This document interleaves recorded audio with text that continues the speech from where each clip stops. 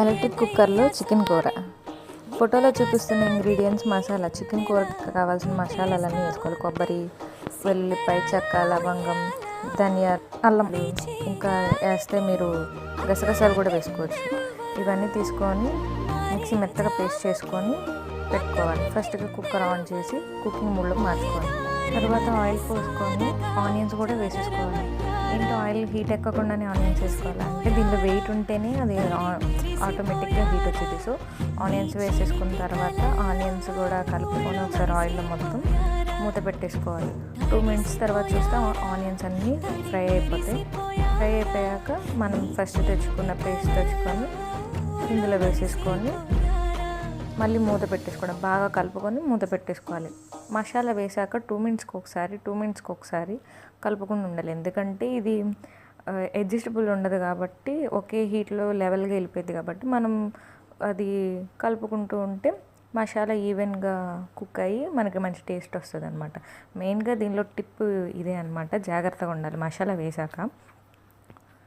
So masala కూడా వేగిపోయాక chicken కూడా వేసేసుకోవాలి. మేము చికెన్ని ఉప్పు, కారం, పసుపు, మసాలా వేసేసుకొని ముందుగానే మ్యారినేట్ చేసేసుకున్నాం. మీరు కూడా అలాగే చేసుకోండి. అంటే ఇది మా ముస్లిం స్టైల్లో అనమాట. సో మీ ఇష్టం.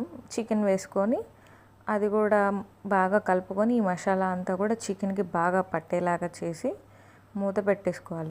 ఇందులో మళ్ళీ విడిగా వాటర్ ఏమి యాడ్ చేయక్కర్లే, ఎందుకంటే చికెన్లోనే వాటర్ దిగిద్ది. అండ్ అలాగే మనం మూత పెట్టేసాం కాబట్టి ఆవిరి కూడా లోపలే ఉండిద్ది. సో వాటర్ అయితే ఎక్కువ పోయకండి. ఒకవేళ మీ ఆప్షనల్, మీరు పులుసులాగా లేకపోతే గ్రేవీ కొంచెం ఎక్కువలా కావాలి అనుకుంటే వాటర్ పోసుకోండి, కానీ లేదు అంటే అసలు అవసరం లేదు. మేమైతే వాటర్ పోయకుండా మూత పెట్టేసాం. సో తర్వాత చూడండి ఎంత వాటర్ దిగిద్దాం. ఈలోపు ఈ వీడియో నచ్చితే లైక్ చేయండి ఫ్రెండ్స్, అలాగే కామెంట్ చేయండి. మీకు ఏమైనా రెసిపీస్ కావాలి ముస్లిం స్టైల్లో అంటే చెప్పండి, మేము చేసి పెడతాం. మీరు కూడా చూడొచ్చు, తినచ్చు, ఇంట్లో చేసుకోవచ్చు. సో ఇలా మసాలా కలిపేసుకున్న తర్వాత మనం మూత పెట్టేసుకుంటే మొత్తం కుక్ అయిపోయింది. ఇంకా అంతే ఫ్రెండ్స్.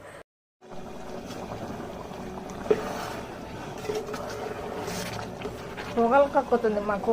సో ఇంతే ఫ్రెండ్స్. ఒకవేళ ఎప్పుడైనా గ్యాస్ అయిపోతే ఈసారి ఇలా ట్రై చేయండి.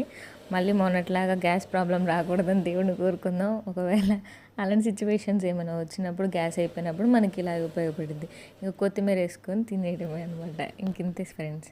నచ్చితే లైక్ చేయండి, కామెంట్ చేయండి.